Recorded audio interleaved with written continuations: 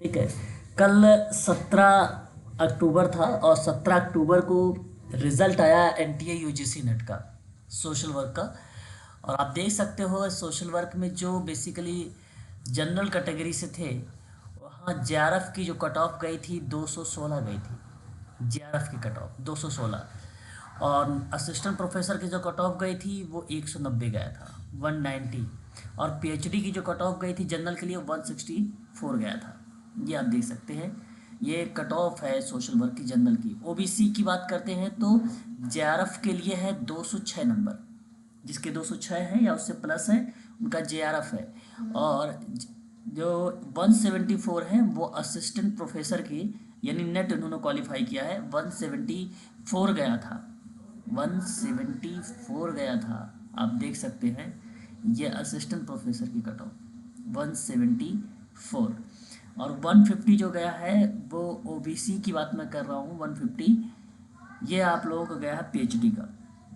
EWS में 204 है JRF का, और 172 यानी 172 जो कट ऑफ गई है ये गया हुआ है असिस्टेंट प्रोफेसर का। और 144 ईडब्ल्यूएस का पीएचडी का है, ये कट ऑफ है।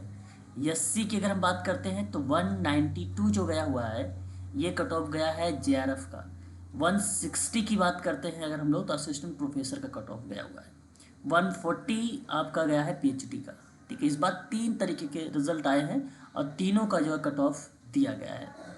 एसटी की बात करते हैं तो 182 जेआरएफ का गया था कट ऑफ, और 152 की बात अगर हम लोग करते हैं तो ये असिस्टेंट प्रोफेसर का गया हुआ है कट ऑफ।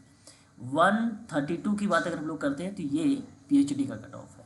तो ये जो इधर नंबर दिए गए हैं पीएचडी वाले, इतने नंबर अगर आपने क्वालिफाई किया है तो आप पीएचडी में इस बार एडमिशन ले सकते हो। ठीक है, ये आपका एडमिशन, अगर आप क्वालिफाई हैं तो पीएचडी आप कर लीजिए। ठीक है, और ये तो बेसिकली असिस्टेंट प्रोफेसर का कट ऑफ है यहाँ पे, और इधर जो है जेआरएफ का कट ऑफ है ना। तो कट ऑफ हाई गया था क्योंकि पेपर भी इजी आया हुआ था, है ना। सोशल वर्क का इस बार हाई तो गया है, लेकिन जी सर। सोशल वर्क का यूजीसी नेट में ना बहुत इजी आया हुआ था। ठीक है, और बच्चे नेट और जो है पीएचडी में काफ़ी बच्चे जो है इनरोल हुए हैं अपनी तरफ से। अभी जेआरएफ का भी कोई भी ऐसा स्टूडेंट का भी मैसेज नहीं आया हुआ है, फिर भी देखते हैं शाम तक में, आज हो सकता है किसी न किसी बच्चे का मैसेज आ जाए, है ना। और अभी हमने बहुत मैसेज इंडिविजुअल देखा भी नहीं है ना। जिसमें से अगर मैं बात करूं तो अपने पास लगभग 118 बच्चे हैं जून वाले ग्रुप में, जिसका एग्ज़ाम 22 अगस्त को हुआ था। लगभग ज़्यादा जो जनसंख्या अभी तक हमारे पास स्क्रीनशॉट वगैरह आ रही है वो पीएचडी की आ रही है और नेट की आ रही है ना। जिनका नेट भी नहीं हुआ है, जेआरएफ भी नहीं हुआ, उनका तो श्योर है कि पीएचडी वाले में हुआ है। कुछ बच्चे डिस्क्वालीफाई भी हुए हैं, है ना। बट कोई बात नहीं, जो डिस्क्वालीफाई हुए हैं और उन लोगों को घबराने की बिल्कुल ज़रूरत नहीं है। 3 महीने बाद फिर एग्ज़ाम है दिसंबर में, और इस बार अच्छे से तैयारी करिए, और ताकि आप लोगों के जो है एग्ज़ाम आसानी से क्रैक हो जाए, है ना। तो इसकी तो नेट की क्लास शाम को चलती है। फ़िलहाल मैं इस समय आप लोगों को आज जो करवाने वाला हूँ, ये उत्तराखंड का पेपर हुआ था 2022 में। ठीक है, उत्तराखंड का पेपर हुआ था सोशल वर्क में। उन्हीं प्रश्नों पर मैं यहाँ पर आप लोगों से डिस्कस करूँगा, एकदम टू द पॉइंट। ये जो फैक्ट है उन्हीं फैक्टों से ये सवाल पूछे गए थे। और कल 19 तारीख है, परसों 20 तारीख है। तो आप समझ सकते हो कि 20 को जो एग्ज़ाम होने वाला है सोशल वर्क का, उत्तराखंड की मैं बात कर रहा हूँ आप लोगों से। ठीक है, तो उनमें आपको यहाँ से एक आध प्रश्न रिपीट हो सकते हैं। और दूसरी बात यह है कि किस तरीके के प्रश्न पूछे जाते हैं उत्तराखंड में, ठीक है, मेडिकल सोशल वर्क में, वो आप लोग यहाँ से देख सकते हैं। ठीक है, तो बड़े ध्यान से आप लोग प्रश्नों को समझने का प्रयास करिएगा। कहीं पर भी अगर आपके डाउट बनते हैं तो आप मुझसे पूछिएगा, मैं ज़रूर आप लोगों से डिस्कस करूँगा। तो पहला सवाल कहता है कि विकास मूलक समाज कार्य का उद्देश्य क्या हो सकता है। Developmental social work aim at, ये 4 ऑप्शन आपके सामने दिए गए हैं। चारों ऑप्शन में आप किस ऑप्शन का चुनाव करना उचित समझेंगे, प्लीज़ एक बार अपने जवाब बताएं। सी सर, संसाधनों का इष्टतम उपयोग। अच्छा अच्छा अच्छा, आप कह रहे हो संसाधनों का इष्टतम उपयोग। बिल्कुल आपने यहाँ पे कहा कि इष्टतम उपयोग करने का मतलब होता है एक अच्छा या बेस्ट प्रयोग करने की बात होती है। ठीक है, इष्टतम का मतलब होता है इष्टतम का मतलब होता है एक प्रकार से सबसे बढ़िया तरीका, सबसे बेटर तरीका यूज़ किया जाता है समाज कार्य के विकास मूलक के लिए। यानी समाज कार्य को विकास अगर आपको करना है तो आपके पास रिसोर्सेज का होना ज़रूरी है, और वो अच्छा से अच्छा रिसोर्सेज होने चाहिए, ठीक है, बेहतर रिसोर्सेज आपके पास होना चाहिए, ठीक है। तो विकल्प आपका यहाँ पर जो जाएगा वो आपका सी होगा। देखिए, समाज रोग विज्ञान जिसको हम लोग बोलते हैं सोशल पैथोलॉजी, जो सोशल पैथोलॉजी होता है इसका अर्थ पूछा है, और ये आसान सा जवाब है, आप बता भी सकते हो क्या होना चाहिए। ये सर, सामाजिक बीमारियों की उत्पत्ति, प्रकृति और कारणों का अध्ययन। अध्ययन, बिल्कुल आपने यहाँ पे सही जवाब बताया कि समाज रोग विज्ञान का जो मीनिंग दर्शाता है वो सामाजिक बीमारियों की उत्पत्ति और उसकी प्रकृति, उसके कारणों इत्यादि का अध्ययन किया जाता है, ये जो है सोशल पैथोलॉजी में। तो समाज रोग विज्ञान या आप सामाजिक महामारी विज्ञान कह लीजिए, बात दोनों एक ही है। रोग के कारण, उसके प्रसार, स्वास्थ्य में सामाजिक असमानताओं को समझने के लिए सामाजिक और जैविक तथ्यों का अध्ययन किया जाता है सोशल पैथोलॉजी में। तो समाज रोग विज्ञानियों द्वारा लागू किए जाने वाले मुख्य सिद्धांतों में मनोसामाजिक बीमारी का सामाजिक उत्पादन, पारिस्थितिकीय सामाजिक सिद्धांत इत्यादि चीज़ें जो है इसमें शामिल होती है। अतः विकल्प आपका पहला करेक्ट होगा यहाँ पर, ठीक है। क्वेश्चन नंबर तीसरा है, निम्नलिखित सिद्धांतों को उसके समर्थकों के साथ सम्मिलित करना है। बताना है आपको ये कि कौन कौन सा ऐसा सिद्धांत है जो विद्वानों के द्वारा दिया गया है, और आसान सवाल है, मुझे उम्मीद है कि आप बता भी लोगे। अगर मैं आपसे यहाँ पर बात कर रहा हूँ क्वेश्चन नंबर थर्ड में, तो आप देखिए घटना विज्ञान में किसका नाम आता है? Edmund Edmund हुसरल। हुसरल का नाम आता है, ठीक है, एडमंड हुसरल का नाम आता है घटना विज्ञान में। ये इम्पोर्टेंट है, इसको आप लोग ध्यान रखिएगा। मनोविश्लेषणात्मक की बात अगर सिगमंड फ्राइड। तो सिगमंड फ्राइड का नाम आता है, ये भी सही है और आसान है। अभिप्रेरणा के संबंध में सिद्धांतों की बात करते मैस्लो। मैस्लो का नाम आता है, और लर्निंग की बात अगर हम लोग करते हैं तो वहाँ पे स्किनर। स्किनर का नाम आता है, ठीक है। तो आप देख सकते हो कि 3 4 2 1 जिस विकल्प को मैच बी करेगा सर। वो सही हो जाएगा। सही जवाब आपका बी वाला है, यहाँ पर ये करेक्ट हो जाएगा। परिवार परामर्श कार्य होता है जिसे फैमिली, माइक्रो, सूक्ष्म सामाजिक कार्य अभ्यास। तो बेसिकली यहाँ जब भी हम बात करते हैं फैमिली को लेकर, ठीक है, तो बहुत बच्चे बेसिकली यहाँ पर कहेंगे कि भाई माइक्रो, और फिर मीज़ो यानी मध्य, फिर सूक्ष्म यानी माइक्रो। तो एक मैक्रो होता है और एक माइक्रो होता है, ठीक है। तो फैमिली जो होता है ना वो बेसिकली सूक्ष्म होता है, माइक्रो बेसिकली होता है। तो क्वेश्चन नंबर मैं आप लोगों से यहाँ जो है 4 वाले का जो जवाब बताना चाहूँगा वो थर्ड विकल्प आपका सही होगा। जानते हैं आप सूक्ष्म समाज कार्य क्या होता है? सूक्ष्म समाज कार्य अभ्यास की अगर हम बात करते हैं तो ये बेसिकली सामाजिक कार्यकर्ता के द्वारा, ध्यान से सुनिएगा, इसमें व्यक्ति आ सकता है, इसमें परिवार आ सकता है, तथा छोटे समूह आ सकते हैं, छोटे समूह आ सकते हैं, ठीक है।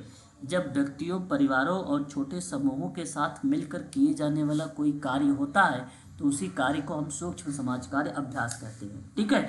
और सूक्ष्म समाज कार्य में सामाजिक कार्यकर्ता लोगों को मानसिक, भावनात्मक, सामाजिक, व्यवहारिक और वित्तीय चुनौतियों का सामना करने में मदद करता है, ठीक है। ये बात भी आपको ध्यान रखना होगा सूक्ष्म समाज कार्य में। अब समाज कार्य अभ्यास को जनरली 3 स्तर पर डिवाइड किया गया है। 3 स्तर कौन कौन से हैं बता सकते हो क्या आप? एक होता है सूक्ष्म समाज कार्य, दूसरा होता है मध्यम समाज कार्य, तीसरा आपका होता है स्थूल समाज कार्य जिसको आप माइक्रो कहते हो। तो 3 स्तर पर डिवाइड किया गया है समाज कार्य को, ठीक है। भूलना नहीं है आप लोगों को, ये भी परीक्षा में आप लोगों से पूछा जाता है कि बताइए समाज कार्य अभ्यास को कितने स्तर पर बांटा गया है, तो 3 स्तर पर बांटा गया है। आगे बात करते हैं। अगला सवाल यहाँ पर आपके सामने क्वेश्चन नंबर 5 है। सर ये तीनों का बता देंगे आप, ये मीजो का भी और उसका मैक्रो का भी? बिल्कुल बता देंगे। जैसे कि यहाँ अगर आपके सामने सूक्ष्म समाज कार्य आपको समझ में आ गया है, बताइए। जी सर। हाँ, जी सर। तो एक होता है मध्यम स्तर के समाज कार्य अभ्यास। यहाँ पर मैडम क्या होता है कि सामाजिक सेवाओं को ना स्थानीय और छोटे समुदाय स्तर पर विकसित किया जाता है, ठीक है, मीजो। तो सामाजिक सेवाओं को स्थानीय मतलब क्षेत्रीय होता है और छोटे समुदाय स्तर पर विकसित करने के लिए लागू किया जाता है, जिसमें स्कूल होता है यानी विद्यालय, पड़ोस और शहर जिला जैसे इलाकों में शामिल सेवाएं होती हैं इनमें। मेरा कहने का तात्पर्य यह है कि समाज कार्य अभ्यास में ना समाज कार्य के सिद्धांत, मूल्य, तकनीक और व्यवसाय का इस्तेमाल किया जाता है, ठीक है। और समाज कार्य अभ्यास का उद्देश्य लोगों को मूर्त सेवाएं दिया जाना यानी प्रत्यक्ष रूप से व्यक्तियों, परिवार समूह के साथ परामर्श करना, समुदाय और समूह के साथ सामाजिक आर्थिक सहायता देना, इस तरीके की चीज़ें जो है शामिल होती है। समाज कार्य का शुरुआत सन 1800 के दशक में शहरी क्षेत्रों में हुआ था। 1800 के दशक में अगर हम बात करते हैं तो वह शहरी क्षेत्र को रिलेट कराता है, ठीक है, ये आप ध्यान रखिएगा शुरुआत। और जब हम बात करते हैं मीज़ो को लेकर तो आप ध्यान रखिएगा कि क्षेत्रीय और छोटे समुदाय के स्तर पर होता है, जहां विद्यालय, पड़ोस, शहर, जिलों जैसे इलाकों में समाज कार्य सेवा जो है काम शामिल करते हैं समाज कार्य सेवा का। तो वो बेसिकली क्या कहलाता है, मध्यम कहलाता है। एक आपके सामने आ रहा था स्थूल। स्थूल का मतलब क्या होता है बता सकते हो आप? अभी भी मैंने आपको बताया है माइक्रो करके, है ना, जहां आप सभी लोगों ने माइक्रो शब्द का यूज़ किया था, ठीक है। जी सर। हाँ, तो मेरा कहने का आशय यहाँ पर देखिए, माइक्रो भी एक अपने आप में इम्पॉर्टेंट शब्द है ना, माइक्रो समाज कार्य अभ्यास में। और उस परिस्थिति में छोटे और बड़े समुदाय के लिए कार्यक्रम विकसित किए जाते हैं, ठीक है, माइक्रो वाले में।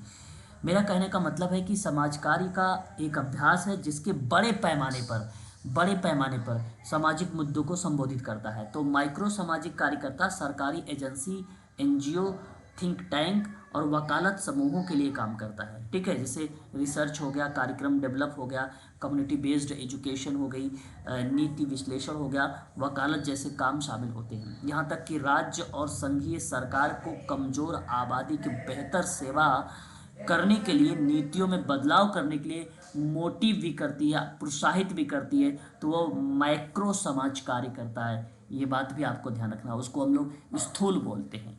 3 भागों में डिवाइड किया गया है समाज कार्य के स्तर को, ठीक है।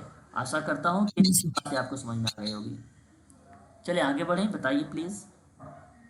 जी सर। तो देखिए क्वेश्चन नंबर 5 में अगर हम बात करते हैं, अभिकथन और कारण आया हुआ है। अब आपको ये ध्यान देना होगा कि अभिकथन और कारण में किस तरीके के प्रश्न आते हैं और इन प्रश्नों को कैसे सॉल्व किया जाए। तो क्वेश्चन नंबर 5 में आपको यहाँ पे दर्शाया गया है कि पेशेवर का मतलब होता है व्यावसायिक सामाजिक कार्यकर्ता का कार्य समाज के उत्पीड़ित वर्गों को सशक्तिकरण और क्षमता का निर्माण करना होता है। क्या बताइए, आप एक प्रोफेशनल सोशल वर्कर हैं, तो क्या आपका ये काम है कि जो उत्पीड़ित लोग हैं, जो बेसिकली समाज में पिछड़े वर्ग के लोग हैं, जिनके साथ बेसिकली हिंसा हो रहा है, उन्हें सशक्तिकरण के लिए और या उन्हें आत्मनिर्भर बनाने के लिए या उनकी क्षमता का निर्माण करने के लिए, उनका चौमुखी विकास करने के लिए क्या यह व्यावसायिक सामाजिक कार्यकर्ता कार्य करता है? जी सर, तो सही है। बिल्कुल। तो यह इसका मतलब हो गया कि पांचवा का जो अभिकथन है ये सत्य हो गया। फिर कहता है कि अगला पॉइंट कि व्यावसायिक सामाजिक कार्यकर्ता में समाज के उत्पीड़ित वर्ग की समस्याओं को सुलझाने के लिए अपेक्षित कौशल और संवेदनशीलता होती है। क्या ये भी बात सही है कि आप एक सही व्यावसायिक है सर। कार्यकर्ता हैं और समाज के उत्पीड़ित वर्ग को देख रहे हैं, उनकी समस्या को सुलझाने का आप प्रयास कर रहे हैं, उसके लिए विभिन्न प्रकार के कौशल का यूज़ कर रहे हैं, साथ ही साथ उनके साथ आपका संवेदनशीलता भी बनी हुई है, संवेदनशीलता के ही आधार पे आप काम कर रहे हैं। तो मैं आप लोगों से कहूँगा कारण भी सही है, ठीक है। तो ए और आर दोनों सही हैं और अतः आप विकल्प को जब भी लगाएं तो पहले वाले विकल्प को आप चुनाव करें, ठीक है, ये वाला सही चला जाएगा। क्वेश्चन नंबर 6 की बात करते हैं, कल्याणकारी राज्य का कार्य क्या नहीं है, ये सवाल आपके सामने दिया गया है, ठीक है। व्हाट इज नॉट फंक्शंस दिए गए हैं ऑफ वेलफेयर स्टेट को लेकर। तो आप बताइए इन चारों में कौन सा विकल्प सही होना चाहिए क्वेश्चन नंबर 6 का। आबादी की भौतिकवादी जरूरतों को पूरा करना सर। देखिए कल्याणकारी राज्य का कार्य नहीं है, मतलब यहाँ पर आपको क्या बनाना है, अंडरलाइन करना है, एक बॉक्स बनाना है और आपको फोकस करना है, कार्य नहीं है। तो वंचित आबादी की आवश्यकता को पूरा करेगा तो ये कल्याणकारी राज्य का काम हो गया, क्योंकि आवश्यकताओं को पूरा कर रहा है ये। तो गरीब और अमीर के बीच में जो खाई है उसको बांटने का प्रयास कर रहा है, इसका मतलब है कि ये कल्याणकारी का कार्य कर रहा है। स्वास्थ्य एवं शिक्षा के क्षेत्र में रियायती आधार पर विशेष सेवाएं दे रहा है, यानी इसका मतलब है कि कल्याणकारी राज्य का काम कर दे जा रहा है। लेकिन आबादी की भौतिकवादी ज़रूरतों को पूरा कर रहा है। ये आपके सामने विकल्प नंबर जो है थर्ड दिया गया है। क्या इसका आशय आप समझ पा रहे हैं? आबादी की भौतिकवादी ज़रूरतें जो होता है उसको पूरा करने का प्रयास कर रहा है। तो मैं आपको बताता हूँ, यहाँ ये आपका विकल्प जो है गलत माना जाएगा। कहने का आशय मेरा ये है कि भौतिकवादी ज़रूरतें यानी जैसे भौतिक वस्तुएं हो गई, ठीक है, सुख सुविधा हो गया, कल्याणकारी राज्य ये थोड़ी करेगा कि आपको देखो सुविधाएं देने की बात करता है, आप खुशी रहने की बात करता है, ऐसा है वो कार्यक्रम योजना के माध्यम से करता है, ठीक है, कल्याणकारी राज्य। तो उसके अंतर्गत कहा गया कि भाई ये बताइए कार्य कौन सा नहीं है। तो जैसे भौतिक वस्तुएं हो गई, सुख सुविधाएं हो गई, विचार हो गया, उस पर ज़्यादा ध्यान देना और उन पर ज़्यादा जोर देना, तो वो भौतिकवादी ज़रूरतें हो जाती हैं। तो भौतिकवादी व्यक्ति जैसे पैसे पर जुनूनी रूप से केंद्रित होता है। भौतिकवादी ज़रूरतें का मतलब यही होता है। और विलासिता की वस्तुओं के मालिक होने की गहरी परवाह करता है, ठीक है, अपना फ़ायदा ही फ़ायदा चाहता है, ठीक है। भौतिकवादी में आध्यात्मिक और बौद्धिक और सांस्कृतिक मूल्यों के प्रति आरुचि और अस्वीकृति भी होती है। भौतिकवादी एक दार्शनिक और एकात्मवाद का एक प्रकार माना जाता है, ठीक है। अतः आबादी की भौतिकवादी ज़रूरतों को पूरा करना ये आपका गलत स्टेटमेंट है, ठीक है, ये यहाँ पर आपका सही नहीं माना जाएगा, ठीक है। तो विकल्प आपका जो जाएगा वो थर्ड वाला सही माना जाएगा, यानी तीसरा।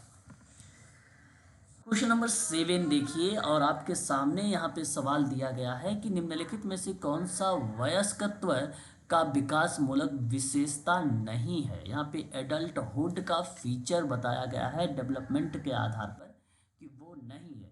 तो 4 ऑप्शन आपके सामने हैं, आप बता सकते हैं इन चारों ऑप्शन का मीनिंग भी। ए सर। ए शब्द होता है। चलिए यहाँ जो आपने ए शब्द को रिलेट कराया है, ठीक है, जैसे पहला पॉइंट है अनैच्छिक मूत्र स्राव, यानी आप ये कह लीजिए कि मूत्र त्यागना, ठीक है। तो कहने का आशय ये है कि जैसे रात में अगर मैं आपसे कहूँ बिस्तर गीला करना, जनरली अगर मैं बात करता हूँ आमतौर पर बच्चों में ये चीज़ें देखने को मिलती है, और यह कंडीशंस दर्शाता है वयस्कता का विकास मूलक विशेषता को लेकर, ठीक है। और आप देखिए कहीं कहीं रीजंस ये डिजीज़ वगैरह में आता है, ठीक है, क्योंकि पहली बात तो ये है कि 12 से लेकर 18 तक की जो आयु होता है वो बेसिकली किशोरावस्था को डिफाइन कर देता है, ठीक है। अब किसी किसी में 12+ भी देखने को मिलता है, लेकिन वो एक डिजीज़ के अंतर्गत हम लोग पढ़ते हैं।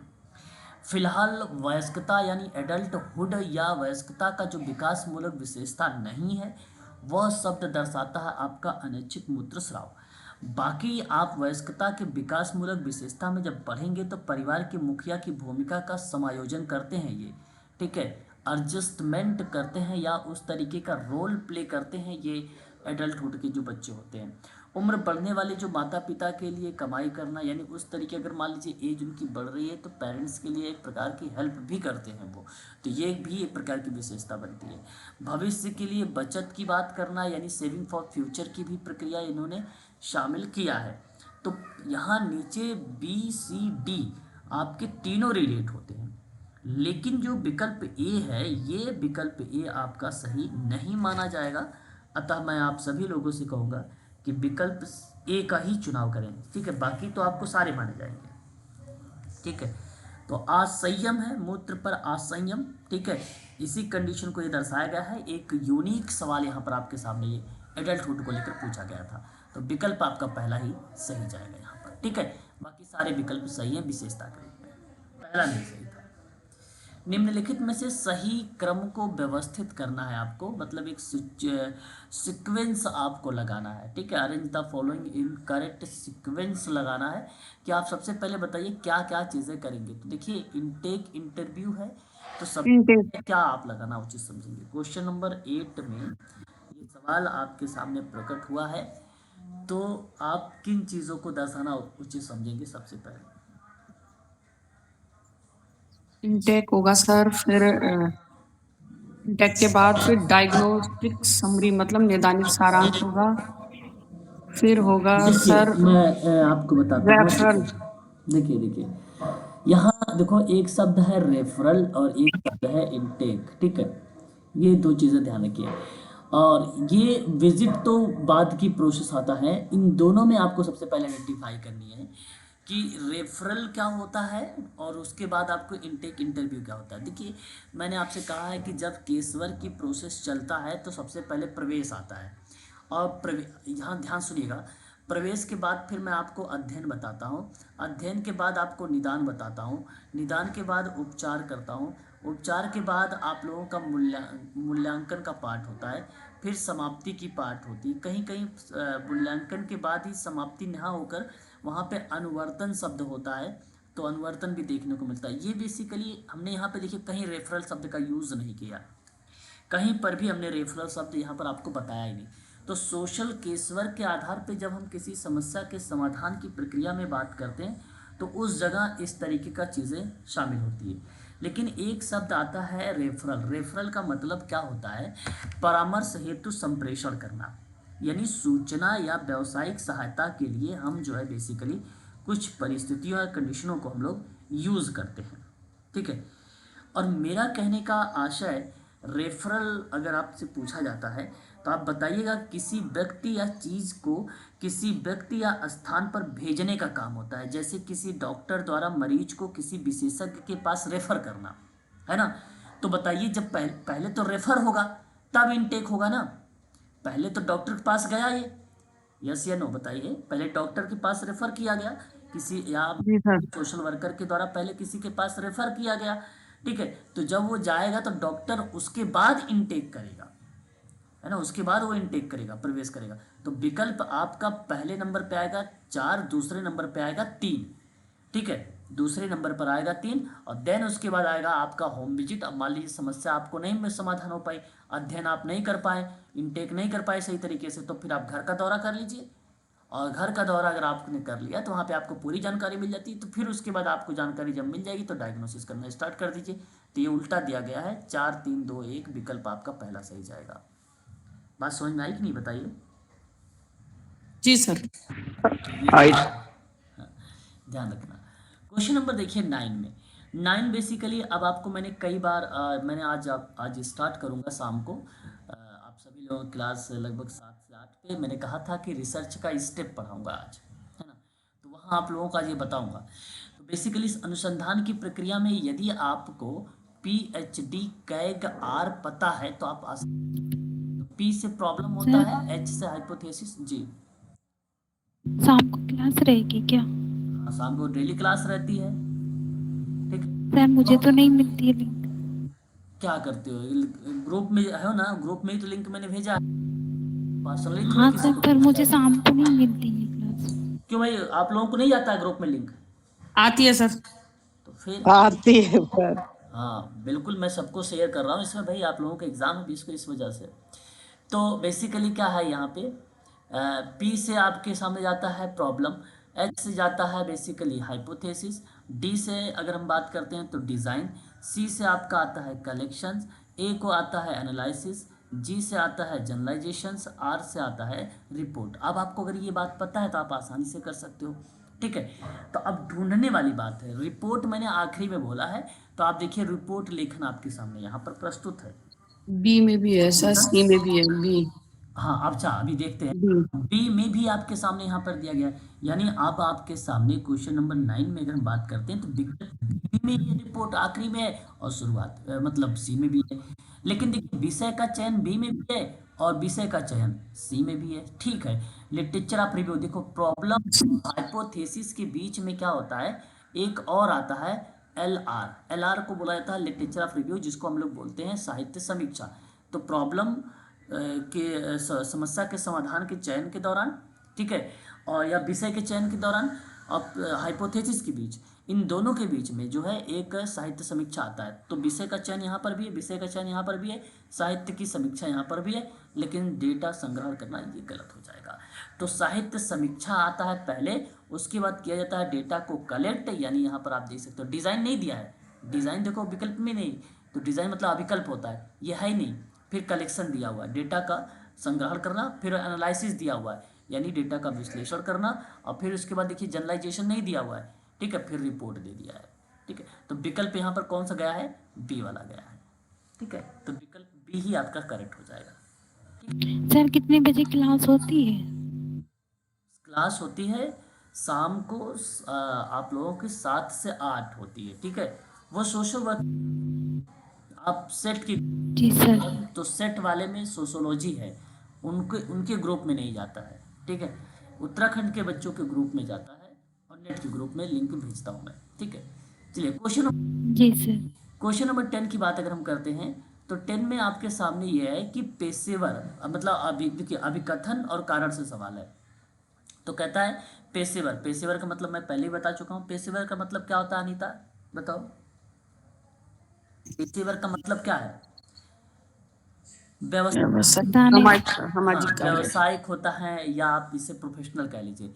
तो पेशेवर यानी व्यावसायिक समाज कार्य की दृश्यता में सुधार करने के लिए या सुधार के लिए इसके अधिकांश शोध कार्य क्या होते हैं, उन्मुख होने चाहिए। अब सोचो, क्या व्यावसायिक समाज कार्य की दृश्यता में यानी उसके पॉइंट ऑफ व्यू में या उसके विजुअलिटीज़ में, देखने के परिप्रेक्ष्य में, क्या सुधार के लिए अधिकांश शोध कार्य उन्मुख, क्या वो सुधार के लिए जाना जाता है? व्यवसाय समाज कार्य देखने के परिप्रेक्ष्य से बात करते हैं, क्या वो शोध करने के लिए जाना जाता है व्यवसायिक समाज कार्य?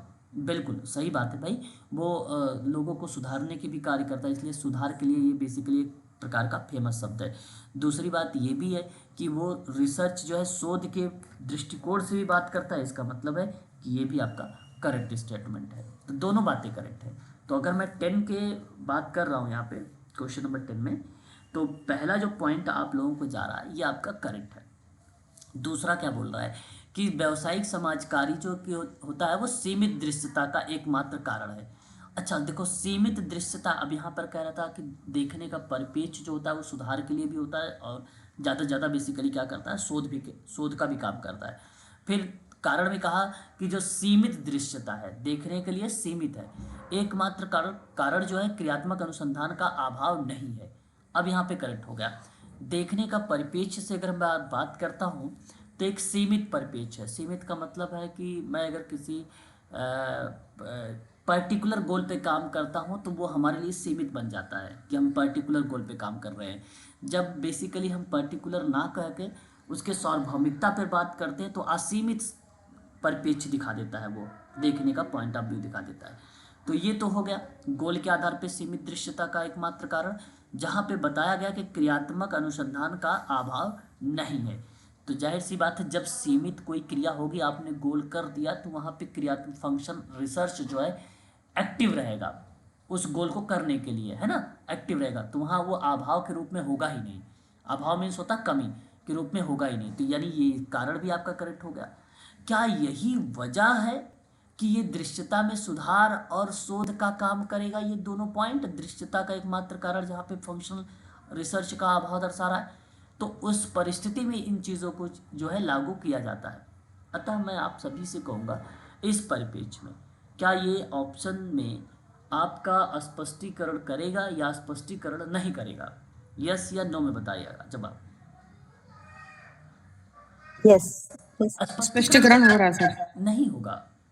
आपसे मैंने कहा कि दूसरी एक चीज़ तो इसने यहाँ पर देखिए, यहाँ ये ए में सीमित थोड़ी बताया कि हम किसी पर्टिकुलर टारगेट पे काम कर रहे हैं, लेकिन कारण में पर्टिकुलर सीमित दृश्यता बता दिया।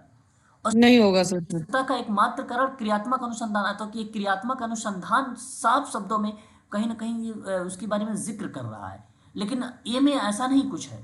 तो मैं आप लोगों से कह रहा हूँ कि बात को समझने का प्रयास करिए कि पहले में कुछ अलग बातें हैं और दूसरे में कुछ अलग बातें हैं।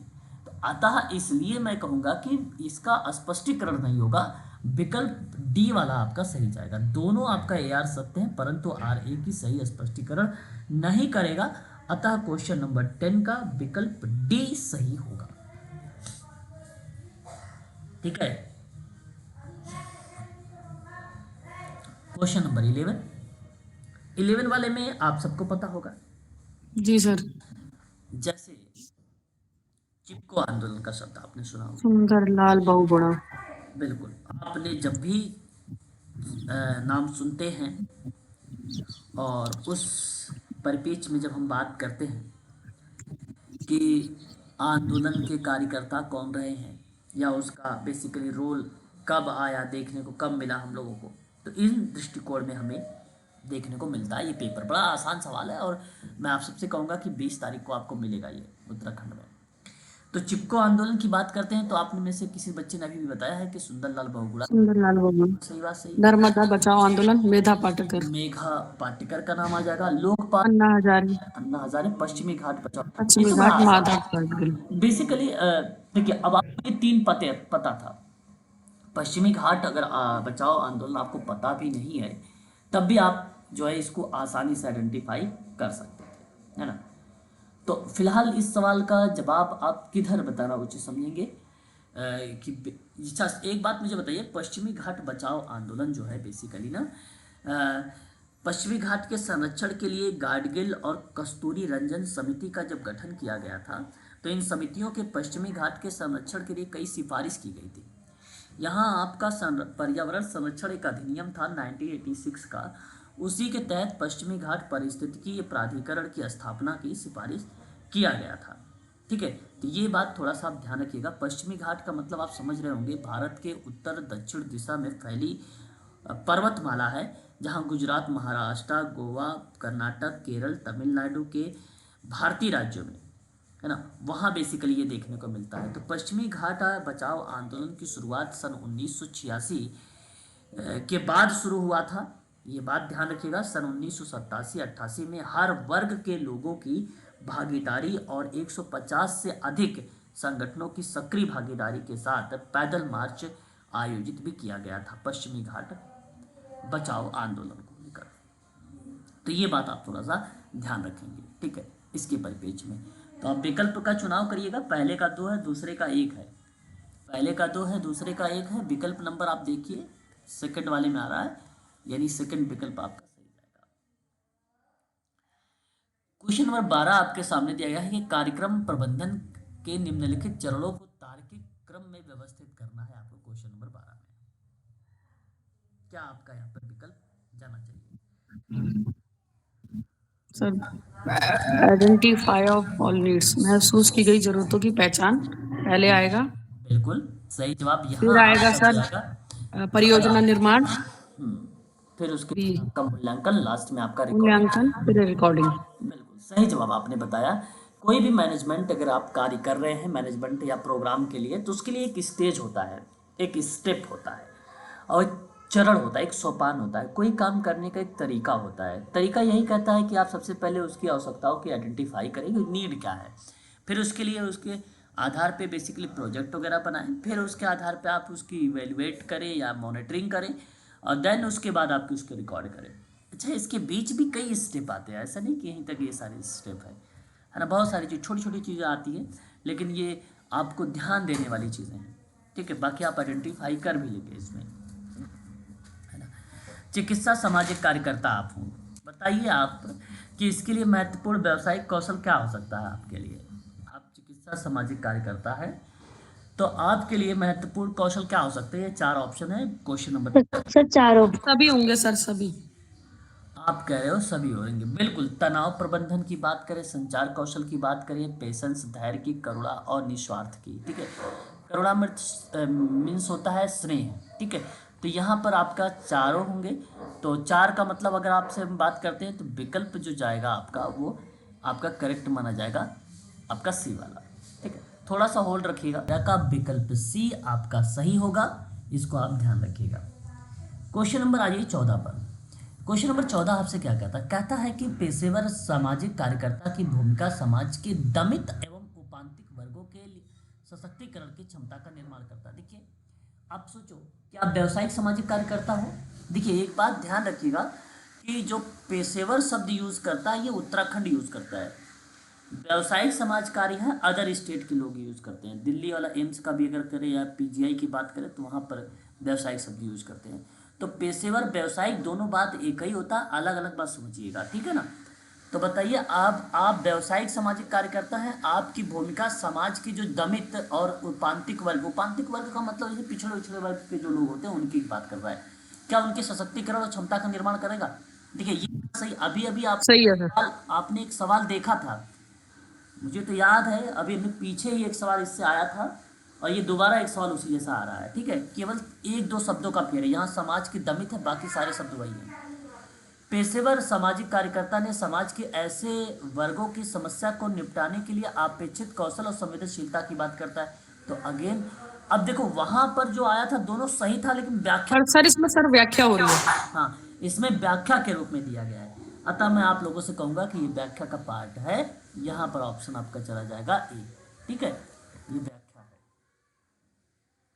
भारतीय संविधान में वो कौन सा अनुच्छेद है जो बच्चों के मुक्त और अनिवार्य शिक्षा का प्रावधान के बारे में 45। जिक्र करता है। तो आप कह सकते हो अनुच्छेद जो 45 है वो दर्शाया गया है।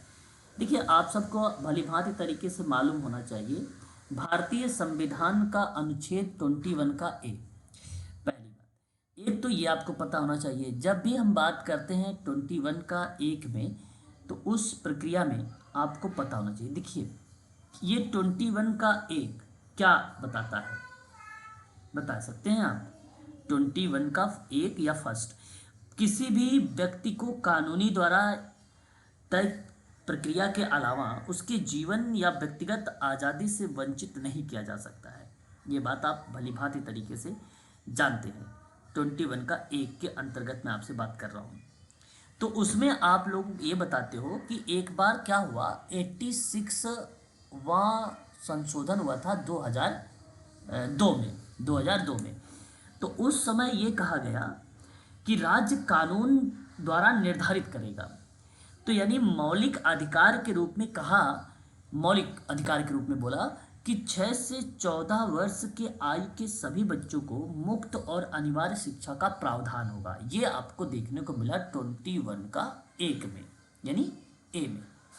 एक आर्टिकल आपके सामने 45 आता है, जैसा कि आप सभी लोगों को पता है आर्टिकल 45 के बारे में आपके सामने भी रिप्रेजेंट किया भी गया है इस समय। उसमें भी यहाँ पर जिक्र किया गया है मुक्त और अनिवार्य शिक्षा को लेकर, है ना। आप आसानी से बता सकते हो कि जो अनुच्छेद 45 है यह भारतीय संविधान के भाग 4 में मिलता है। कहा गया कि 6 से कम उम्र के बच्चों को लेकर, कौन से 6 से कम उम्र के बच्चों को लेकर बताया गया कि प्रारंभिक बाल्यावस्था की देखभाल और शिक्षा का उपलब्ध कराने का पूरा प्रावधान होगा। ये बातें बताई गई। यहाँ तक कि ये भी कहा गया इसी के तहत कि राज्य को संविधान लागू होने के 10 साल के अंदर सभी बच्चों को 14 साल की उम्र तक में मुक्त और अनिवार्य शिक्षा देने का प्रयास करना चाहिए। ऐसी बात भी जिक्र इसमें किया गया था। यहाँ तक कि इसका मकसद ये था कि 6 साल से कम उम्र के बच्चों के साथ गर्भवती महिलाओं और स्तनपान कराने वाली माताओं को विकास सेवाएं भी दी जाएगी। ये भी अनुच्छेद 45 के अंतर्गत जिक्र किया गया था। तो 45 में जैसे अगर मैं बात करूं विषय वस्तु में इनके संशोधन किया गया, वो भी 66वां संविधान संशोधन 2002 में। तो उसके बाद शुरू हुआ क्या आपका शिक्षा का अनुच्छेद 21 और जहां मौलिक अधिकार इसको बना दिया गया 2002 में। एक आता है 51 का आपने ये भी सुना होगा, है कि नहीं? सुना है? यस या नो बताइए। हाँ भाई सुना तो जरूर होगा आप लोगों ने 51 का। मेरा कहने का मतलब ये है कि भारतीय संविधान का अनुच्छेद जो 51 का है उसमें नागरिकों के लिए 11 तरह का मूल कर्तव्य बताए गए, जिनमें से 11 तरीके में से पहले तो मूल रूप से 10 थे, एक बढ़ा दिया गया 11 कर दिया गया, यानी 11 हो गया। तो उसमें बातें क्या की गई है 11 पॉइंट में, आप कहोगे क्या बता सकते हो? उसमें क्या प्रावधान है? उसमें प्रावधान है कि मौलिक अधिकारों को लेकर संरक्षक हैं 6 वर्ष से 14 वर्ष तक के आयु के अपने आयु वाले अपने यथास्थिति बालक या प्रतिपाल्य के लिए शिक्षा का अवसर आपको प्रोवाइड कराना पड़ेगा। ये बात होगी किसके दृष्टिकोण में? माता पिता या संरक्षक के, उनके परिप्रेक्ष्य में होगा। तो वो चीज़ें बेसिकली वहाँ पर देखने को मिलती है। तो मैं आप लोगों से कहूँगा कि एक तो याद रखिएगा 21 का ए, दूसरा याद रखिएगा 45, तीसरा याद रखिएगा 51 का। ये तीनों आर्टिकल्स अपने आप में अगर मैं बात करूँ तो इम्पॉर्टेंट है। बात आती है अनुच्छेद 46 की। देखिए, जब मैं आपसे बात करता हूँ अनुच्छेद 46, तो उसमें आप सबको पता है कि ये भाग 4 का ही एक डीपीएसपी है, जहाँ दर्शाया गया है इसमें एक आर्टिकल 46। और 46 में कहा क्या गया है, 46 बड़ा ही आसान सा है। अनुसूचित जाति, अनुसूचित जनजाति और अन्य कमजोर वर्गों के सदस्यों के लिए शैक्षिक और आर्थिक हितों को बढ़ावा देने की बात की गई थी 46 में। और ये बात सही भी है, ये बात करेक्ट भी है। इसलिए मैं आप सभी लोगों से कहूँगा कि इस शब्द को भी आप लोग याद रखेंगे। आर्टिकल एक आता है 47। आर्टिकल जब 47 की बात करता हूँ तो राज्य को अपने नागरिकों के जीवन स्तर और पोषण स्तर को बढ़ावा देना, साथ ही साथ सामाजिक स्वास्थ्य में सुधार लाना प्राथमिक कर्तव्य माना जाएगा। ये बात कही गई आर्टिकल 47 में। यहाँ तक कि जब मैं बात आप लोगों से करता हूँ आर्टिकल 48 के बारे में, तो आप भी आर्टिकल 48 में क्या बताते हैं, कृषि एवं कृषि। हाँ, कृषि और पशुपालन का बेसिकली संगठन को लेकर आप जिक्र करते हैं भारतीय संविधान में। तो ये आप लोगों के आर्टिकल्स बड़े इंपॉर्टेंट है, जो मैंने अभी आपको यहाँ पे जिक्र किया है, इसको भी आप ध्यान रखिएगा। क्वेश्चन नंबर 16 में आपके सामने आया हुआ है और आसान सा सवाल है, आप इसका जवाब भी मुझे बता सकते हैं। 16 का कहता है कि अल्पसंख्यक के अभिकथन दिया गया है और कारण है। तो अल्पसंख्यक के साथ काम करने वाले सामाजिक कार्यकर्ताओं को अल्पसंख्यक समूहों पर उत्पीड़न प्रभावों के ज्ञान और गहन समझ की आवश्यकता होनी चाहिए। ये बात सही है सर। एक सामाजिक कार्यकर्ता को अल्पसंख्यक समूह के साथ अगर आप काम करें, जरूरी ये नहीं कि वही अल्पसंख्यक ही समूह मिले, आपके सामने कोई भी समूह मिल जाए, कोई भी वर्ग मिल जाए, है ना। आपको जब भी किसी के साथ आप काम करेंगे, आपके पास गहन समझ होनी चाहिए, है ना। उसकी आवश्यकता आपको पड़ सकती है, जानकारी आपके पास होनी चाहिए, समस्या का समाधान कर पाएंगे। फिर कहता है कारण में कि सामाजिक कार्यकर्ता का दायित्व तो दमित और उपांतिक वर्गों की सेवा करना है। बात तो सही है भाई, ये भी करेक्ट है कि नहीं। सहमत हैं आप इन दोनों ऑप्शन से कि ये दोनों स्टेटमेंट करेक्ट है? बताइए। यदि आप सहमत हैं तो आप मुझे बताइए, क्या इसकी व्याख्या हो रही है या नहीं हो रही है? Yes sir. बिल्कुल। यहाँ आपसे अगर हम बात कर रहे हैं तो इनका जो है विकल्प आपका पहला जाएगा, सही स्पष्टीकरण हो रहा है या सही इसकी व्याख्या हो रही है। ठीक है। क्वेश्चन नंबर 17 देखिए। भारत के ग्रामीण क्षेत्रों में छोटे सीमांत और भारत के ग्रामीण क्षेत्रों में छोटे सीमांत और अनियमित श्रमिकों की गरीबी का कारण कौन सा है? बड़ा आसान सा सवाल है ये, और आप बता सकते हो कि सभी होगा सर। हो गया, कम उत्पादक हो गया, खराब शैक्षिक आधार और व्यावसायिक कौशल हो गया। बिल्कुल जवाब सही हो जाएगा आपका डी। क्वेश्चन नंबर 17 का विकल्प जो जाएगा वो डी होगा। क्वेश्चन नंबर देखिए 18। मैंने आप लोगों को विवाह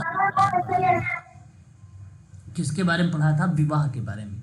वहाँ उनके टाइप के बारे में जिक्र किया था आप लोगों से। आशा करता हूँ कि आप लोग इस प्रश्न का भी जवाब मुझे सही देंगे। फिलहाल सुनिएगा बड़े ध्यानपूर्वक आप लोग क्वेश्चन नंबर 18 को। सवाल आपके सामने कहता है एक विवाह की प्रथा है, और एक विवाह की प्रथा एक पति या एक पत्नी, पति और एक पत्नी। बिल्कुल, आप लोगों 3 से मैच होगा। बहुपति प्रथा की अगर हम लोग बात करते हैं तो यहाँ कहेंगे कि एक पत्नी होगी और एक से अधिक पति होगा, तभी तो एक से अधिक अगर पति होगा तभी तो उसे हम बहुपति का नाम देंगे। ये भी बात सही है, तो आपका यहाँ पर ही करेक्ट हो गया। भ्रातक मीन्स क्या होता है? भाई होता है। भाई। हाँ, भ्राता मीन्स क्या? महिला का पति के भाई के साथ विवाह। हाँ, तो भ्रातक बहुपति प्रथा की बात हो गई। अब जाहिर सी बात है, बहुपति की परिभाषा आपको पता हो गई। अब भ्रातक बहुपति विवाह की बात हुई है तो आप आसानी से आइडेंटिफाई कर सकते हो कि महिला का पति के भाई से विवाह करना, है ना। मतलब यहाँ उसका देवर एक प्रकार से हो जाएगा, यही ना। महिला का पति के भाई से विवाह करना एक प्रकार से क्या कहलाता है? भ्रातक बहुपति प्रथा का पार्ट बन जाता है, यानी ये आपका सेकंड से टच हो जाएगा या करेक्ट हो जाएगा। स्वाश्रिक बहुपत्नी की बात होती है। अब इसी का अपोजिट कर दोगे तो एक पति होगा, एक से अधिक पत्नियां होंगी तो वो बहुपत्नी का पार्ट हो जाएगा। बात आता है स्वाश्रिक को, तो आप यहाँ पर क्या कहेंगे, पति का अपनी पत्नी की बहन से मतलब साली से, है ना, विवाह करना क्या कहलाता है, स्वाश्रिक बहुपत्नी कहलाता है। और ये आपका पहला चला जाएगा। तो 3 4 2 1 यही ऑप्शन जा रहा है, बताइए। 3 4 2 1 सी वाला ऑप्शन सही होगा, यस या नो बताइए भाई। Sir yes sir. आगे कहता है निम्नलिखित में से एक पालक परिवारों में मौजूद नहीं है। पालक परिवार में मौजूद सौतेला संबंध सर। सौतेला संबंध आप कह रहे हैं मौजूद नहीं है। देखिए क्वेश्चन नंबर आपके सामने जो 19 इस समय दिखाई दे रहा है, मैं आप लोगों से यहाँ पर सभी से कहूँगा कि ऑप्शन आपका करेक्ट जाएगा स्टेप रिलेशन से। पालक का मतलब होता है, जैसे अगर हम बात करते हैं यहाँ पे संगोत्र यानी गोत्र, तो आप लोगों को पता ही होगा। माता पिता का संबंध हो जाता है, जैविक संबंध होता है, तीनों हो जाता है। लेकिन पालक तो परिवार में मौजूद नहीं है, वो सौतेला मौजूद नहीं है। विकल्प आपका सही जाएगा सी वाला, सॉरी बी वाला, सी नहीं बी, ठीक है, बी ऑप्शन आपका करेक्ट होगा, ठीक है, बी ऑप्शन। मानव जीवन अधिकतर किसके द्वारा प्रभावित होता है, परिवार के द्वारा। परिवार मानव जीवन परिवार। बिल्कुल लोग कैसे हैं, बिल्कुल परिवार ही यहाँ पर पॉजिटिव ऑप्शन है, इसके अलावा कोई ऑप्शन है ही नहीं। आगे बढ़ेंगे, अगले सवाल की तरफ रुख करेंगे। कहता है किशोर अपराध को मुख्यतः किसके द्वारा रोका जा सकता है, ये क्वेश्चन नंबर 21। अच्छा पालन पोषण और परिवार का समर्थन। अच्छा पालन पोषण और परिवार का समर्थन किशोर अपराध को रोक सकता है। हाँ बिल्कुल सही बात है। अगर आप घर में परिवार हैं, आप अपने बच्चों का अच्छा पालन पोषण करेंगे, अच्छा बातचीत करेंगे, व्यवहार करेंगे, तो बताइए वो अपराधी बनेगा, कभी नहीं बनेगा। आप देखिए, अगर जिस आपके गांव में जरूर या आपके जानकार में कोई ऐसा होगा जहाँ पे पेरेंट्स बेसिकली अपने बच्चों का ध्यान नहीं रखते हैं, तो उनके बच्चे बेसिकली क्या करते हैं, अपराध जैसा व्यवहार करते हैं, है ना, अनैतिक व्यवहार करते हैं, समाज में अवांछनीय व्यवहार करते हैं वो लोग। देखिए नज़र उठा के, तो वहाँ पे कमी किसकी है, परिवार का है। परिवार के साथ साथ अच्छा पालन पोषण भी नहीं है वहाँ पर। अतः विकल्प आपने जो दिया है मुझे पहला दिया। सवाल तो बड़ा आसान है, इस समय उत्तराखंड का आप लोगों को लग रहा होगा, और कल परसों जो परीक्षा में सवाल आने वाले भी हैं आपके, कुछ इसी तरीके से आएंगे। आप निश्चिंत रहें, कुछ भी टफ प्रश्न नहीं बनाए जाएंगे आपके सामने। हम उम्र की संगत का प्रभाव, माता पिता द्वारा अप्रतिबंधित स्वतंत्रता, ये सभी पॉजिटिव शब्द कहलाते हैं। परिवार की ज़रूरतों से ज़्यादा लाड प्यार कर लेना, तो देखिए ये भी एक प्रकार से अगर हम बात करते हैं पार्ट बन सकता है। ये भी माता पिता का अप्रतिबंधित स्वतंत्रता जाहिर सी बात बन जाएगा। हम उम्र की संगत के प्रभाव में भी आ जाता है, ठीक है। लेकिन किसके द्वारा रोका जा सकता है, तो ये रोकने का कार्य यही है पहला वाला। निम्नलिखित में से कौन सा सही क्रम है, ये आपको बताना। देखिए मैं आपको अभी अभी प्रवेश या सेकंड होगा सर इसमें, बी बता रहे हो आप। 7 इनटेक का मतलब क्या था, 7 होता है, 7 मीन्स भर्ती, यही शब्द बेसिकली रिलेट होता है, ठीक है। तो विकल्प आपका पहले 7 अध्ययन निदान उपचार समाप्ति, फिर अनुवर्तन कार्यवाही, यानी हिंदी में सर डी दे रखा है इन्होंने, बी को भी। क्या दे रखा है, बी को भी सर, बी हिंदी में बी को भी डी बना रखा है इन्होंने, और इंग्लिश में बी है। हिंदी में डी को, अच्छा, डी को बी को डी बना रखा है ऑप्शन में, ओके। मिसप्रिंटेड है ना, इसको मिसप्रिंटेड कहते हैं।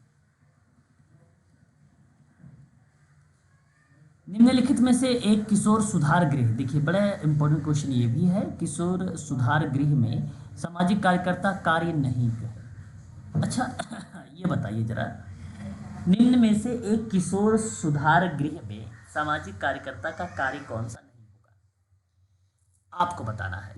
सवाल आपके शोध, डी होगा सर, शोध पत्रों का प्रकाशन। शोध पत्रों का प्रकाशन, बिल्कुल आपने कहा सही जवाब। यहाँ पर यही कार्य नहीं है। बाकी और अगर हम लोग बात करते हैं स्टेटमेंट पर, तो भूमिका देखने को मिलती है। सवाल हमारे सामने था किशोर सुधार गृह को लेकर।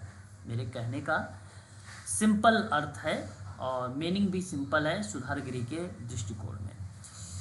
तो सुधारगृह क्या होता है? ऐसे बच्चों को आवासीय सुविधाएं दिया जाता है जो उन युवा लोगों के लिए होता है जिन्होंने अपराध किए हैं या जो ऐसा करने के जोखिम में हैं, तो उनके लिए बहुत सारी क्रिया एक्टिविटीज़ संचालित भी की जाती है। तो सामाजिक कार्यकर्ता प्रशासन का भी काम करेगा, उसमें केस रिकॉर्ड को भी बनाएगा, मामलों को कोर्ट की सुनवाई तक की भी बात करेगा, लेकिन शोध पत्रों का प्रकाशन नहीं करेगा। ठीक है, ये काम नहीं करता है और विकल्प आपका डी ही सही होगा। समाज के कमजोर वर्गों के लिए प्रदान की जाने वाली सेवाओं को कहा क्या जाता है? कमजोर वर्ग के लिए अगर आप सेवा दे रहे हैं तो उसको क्या नाम से? Social welfare service sir, okay. समाज कल्याण सेवाएं। यदि आप यहाँ पर क्वेश्चन नंबर 24 में अगर आपने समाज कल्याण सेवा दे रहे हो तो आप सही जवाब दे रहे हो, सोशल वेलफेयर सर्विस कमजोर वर्गों के लिए यही होता है। अभी इससे सवाल एक ऊपर आया था मिलता जुलता।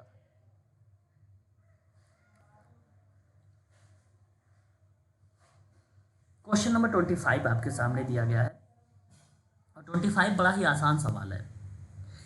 मेरा कहने का सिंपल सा आशय बनता है यहाँ पे कि सामाजिक कार्यकर्ता के कर्तव्य बताइए, आपका अपना कर्तव्य बताना है। ठीक है, मैं पढ़ूंगा, आप अपने आप को सोचिएगा। यहाँ पे डॉक्टर, नर्सिंग और पैरामेडिकल स्टाफ वाली बहुविषयक टीम में एक टीम के सदस्य के रूप में काम करना सही है सर। का कर्तव्य है, बिल्कुल कर्तव्य है, ये आपका कर्तव्य रहेगा। रोगी की अक्षमता, बीमारी से निपटने में मदद करना और उसे भावनात्मक ये भी सही है सर। समायोजित करना, ये भी सही है। रोगियों की सामाजिक स्थिति का आकलन करना और उचित परामर्श, सही है। ये भी सही है। रोगी को बीमारी और दिव्यांगता के साथ आर्थिक रूप से प्रबंध करने के तरीके सही है सर, ये भी सब सही है सर। मदद करना, यहाँ पर ये भी सही हो जाएगा। तो चारों सही हो गया। तो विकल्प आप देखिए उपयुक्त सभी होगा, यानी डी वाले में लिखा हुआ है और डी आपका सही हो जाएगा। यहाँ पर क्वेश्चन नंबर 26 देखिए एक बार जरा। महिला स्वयं सहायता समूह का अंतिम लक्ष्य क्या होगा? सशक्तिकरण। अंतिम लक्ष्य सशक्तिकरण को रिप्रेजेंट करता है क्वेश्चन नंबर 26 में, और आपने सही जवाब मुझे दिया है विकल्प। सर इसमें सारे लक्ष्य क्या होते हैं? सारे लक्ष्य मतलब? सर इसमें जैसे अंतिम लक्ष्य पूछा है ना इसने। अंतिम लक्ष्य का मतलब सिंपल होता है कि आपने उसको बना दिया है एम्पावरमेंट की तरफ। हमारा प्रोसेस क्या होता है महिलाओं को सशक्तिकरण के लिए? सवाल यहाँ पुरुषों से नहीं पूछा गया, महिलाओं से पूछा गया। तो आप लोग देख रहे हैं इस समय सशक्तिकरण पर बल दिया जाता है। अगर उसको उसका अधिकार मिल गया तो इसका मतलब है कि उसे सशक्तिकरण कर लिया गया, उसका एम्पावरमेंट हो गया, है ना।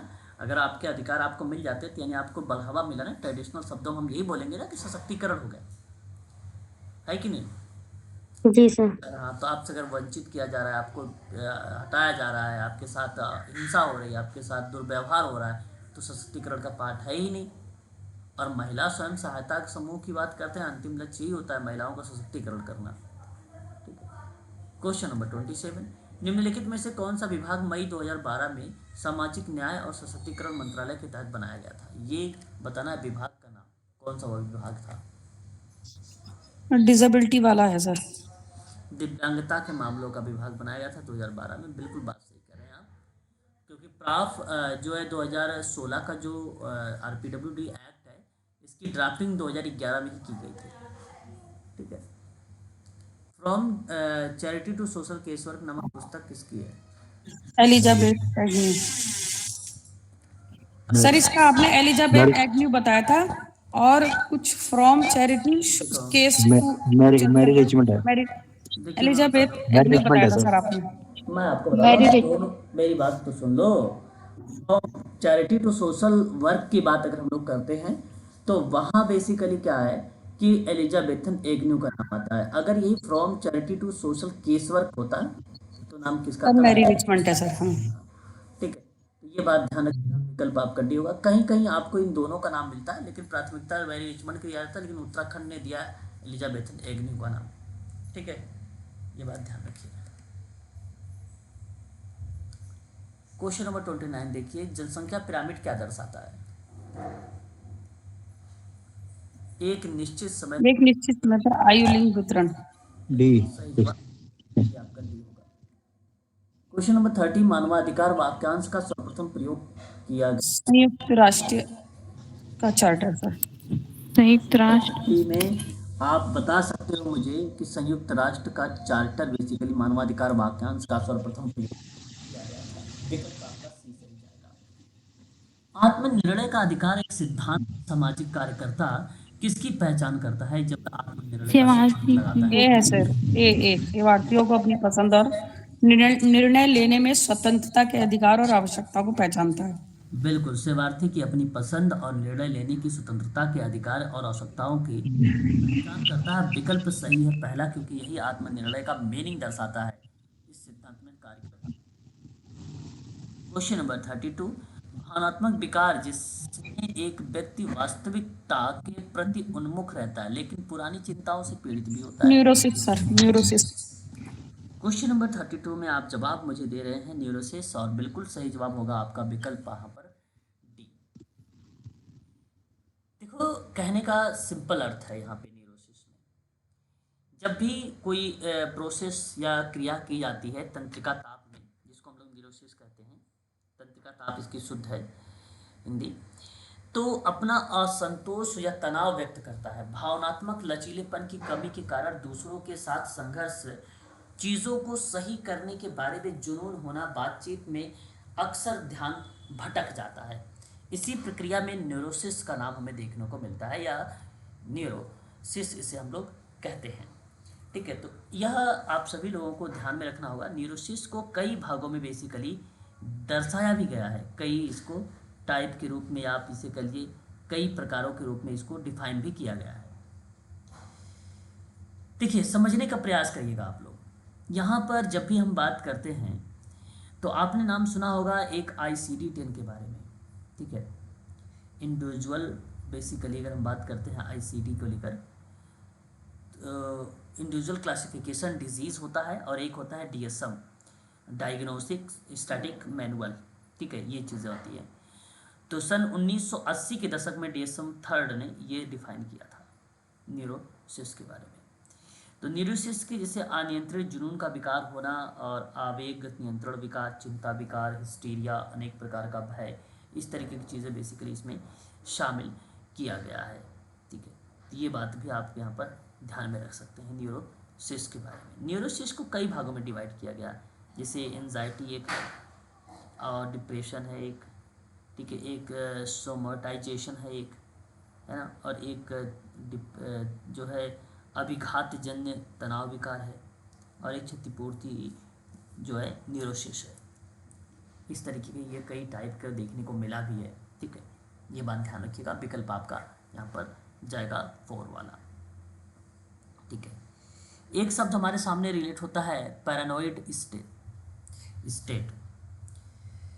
पैरानोइड मतलब होता है व्यामोह, यानी एक प्रकार का आप ये भी कह सकते हो कि व्यामोह खंडित मानसिकता, यानी मस्तिष्क से संबंधित ये डिजीज देखने को मिल जाता है। डिप्रेशन को कहीं ना कहीं लक्षण को दर्शाता भी है। ठीक है, सिजोफ्रेनिया और अवसाद दोनों कहीं ना कहीं एक दूसरे से मिलते जुलते शब्द हैं ये। ठीक है, विकल्प हालांकि यहाँ पर 4 आपका सही होगा। Indian journal of social work की शुरुआत कब की गई थी? 1940 1948। 40 तक। यहाँ सही विकल्प होगा आपका 1940, 1940। ठीक है, हिंदुओं में विवाह एक डैश है, संस्कार है सर। संस्कार है। बिल्कुल सही जवाब। Question number 35, grape wine dash से संबंधित हो सकता है? Informal communication sir. डी अनौपचारिक संचार। अनौपचारिक संचार, विकल्प आपका भी होगा। तो आज के लिए बस इतना ही रखिए आप लोग, है ना। कल 36 के आगे करवा देंगे। सर ठीक है।